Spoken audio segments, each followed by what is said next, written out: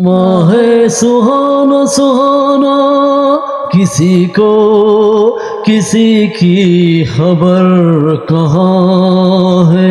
हर दिल में देखो तो मुहब्बत जवां है। Welcome dear viewers, today my contents about the dialogue songs of Kishore Da Hindi Geet Sangeet giving to informations. First of all, likes, subscribe my YouTube channel How Talent brought to Hindi Geet Sangeet. दोस्तों, एक ऐसा गीत जो title songs Lata Mangeshkar और मोहम्मद रफ़ी साहब ने अपने ज़माने में गाया था, और हम एक ऐसी फिल्म की बात करते हैं जो 1970s के दौर में डायलॉग का सॉन्ग था, और जो सिनेमा की जीनत बने रहे। और सिनेमा के जो जितने कितने बम्बई सिनेमा में जो हॉल्स था, जो जितनी कितनी जनता थी वो उठ पड़ी थी, और किशोर कुमार का ये डायलॉग मानने वाला सॉन्ग जो राजेश खन्ना पे अपनाया गया, तो हम उसकी चर्चा करते हैं आज। वो गीत जो दोस्तों अपने ज़माने का बहुत सुपर हिट्स गीत रहा, जो डायलॉग्स में 70s के दौर में किशोर दा के उन अलग वर्जन्स में दोस्तों उस ज़माने में एस.डी. बर्मन एक फिल्म बना रहे थे, और लक्ष्मीकांत प्यारेलाल ने उसका म्यूज़िक दिया था, उसकी धुन तैयार कर रहे थे। और जो उस ज़माने में अनंत बख्शी को कहा गया कि कैसा सिचुएशन पे डायलॉग पे गीत लिखी, लेकिन दोस्तों ये याद रहे कि ये अनंत बख्शी रात दिन इसके लिए सोचते रहे और 10 रातें उस पर लगा ली, लेकिन उसकी जहन में सिचुएशंस नहीं आ रही थी। और फिल्म का जो टाइटल सॉन्ग था वो मोहम्मद रफ़ी और लता मंगेशकर ने गा दिया था। जो फिल्म्स थी आन मिलो सजना, आन मिलो सजना, आन मिलो सजना।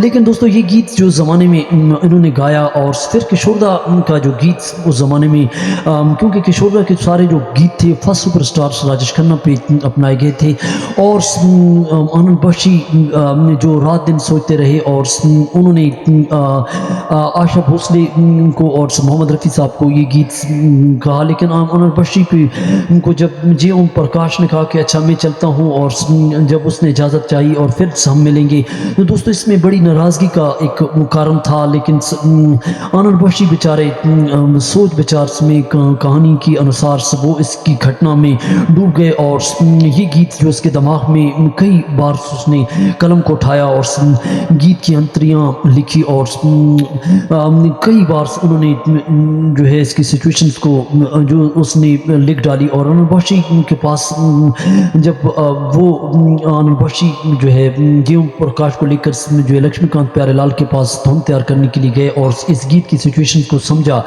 लेकिन ये गीत जो डायलॉग की सूरत में सिनेमा की जीनत बना, और ये गीत जो किशोर कुमार ने डायलॉग्स में गाया था, और ये लोगों को बहुत ज़्यादा पसंद आया। और उस में जनता उसके बाद किशोर कुमार को और राजेश खन्ना के लिए बहुत बेचैन रहती। और दोस्तों ये गीत आज भी जो है जो उस ज़माने में आशा पारेख और किशोर कुमार की आवाज़ थी, आशा पारेख और राजेश खन्ना की केमिस्ट्री पर जो उनकी रोमांटिकल जितनी कितनी फिल्में 70s के दौर में जो प्रोड्यूसर डायरेक्टर्स ने इनको दिया, और ये गीत दोस्तों आप सुन सकते हैं जो लता मंगेशकर और किशोर कुमार की आवाज़ इन पे बिल्कुल फिट बैठती थी। और ये कई 70s के दौर में लता के साथ जो गीत रहे किशोर दा के रोमांटिकल गीत में से ये उन्हीं के अनुसार एक गीत था, अच्छा तो हम चलते हैं, अच्छा तो हम चलते हैं, देर कर दी अच्छा तो देखो, अच्छा तो हम चलते हैं, अच्छा तो हम चलते हैं, देर कर दी अच्छा तो देखो घड़ी को। दोस्तों घड़ी को जो वॉच को बहुत ज़्यादा लोग पसंद करते हैं, तो घड़ी पे जो उस ज़माने में जो गेस्ट आते हैं, और उस पर जो एक सॉन्ग्स जो डायलॉग सिचुएशंस में जो सिनेमा की जीनत बना, जो मुंबई में जो राजेश खन्ना को लोगों ने दोस्तों जहाँ भी देखा इस गीत के बाद सिनेमा घरों में उसको जो है लोग उससे बहुत ज़्यादा फर्स्ट सुपरस्टार्स को बहुत ज़्यादा इस ज़माने में इसका बहुत ज़्यादा चर्चा हो गया था। और किशोर दा को तो हर कोई सुनने के लिए बेचैन था, और 90% जो गीत दी, और ये डायलॉग का सॉन्ग्स था जो दोस्तों हर एक कोई सिनेमा हॉल्स में इस गीत को सुनकर कूद पड़ा था और डांसिंग कर रहा था। और इसकी खूबसूरत केमिस्ट्री जो आशा पारेख और राजेश खन्ना फर्स्ट सुपरस्टार की, और उसके शोरदा की जो खूबसूरत उन पर मुखमली और रोमांटिकल आवाज़। तो दोस्तों ये उनका डिलैक्स सॉन्ग्स है जो आप यूट्यूब पे देख सकते हैं।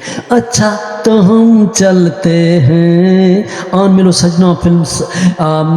Subscribe, like, thank for watching.